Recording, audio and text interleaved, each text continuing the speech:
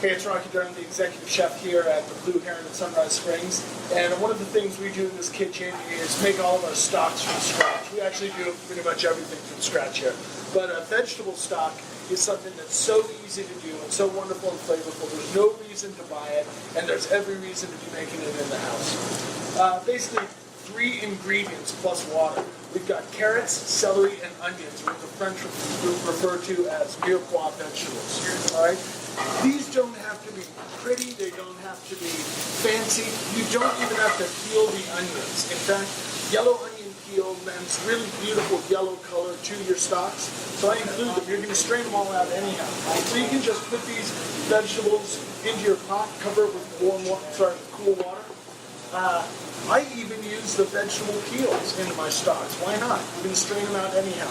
There's lots of vitamins, color, and flavor in these. So put this on the stove, cover it with some cool water, simmer it for about 20 minutes, homemade vegetable stock.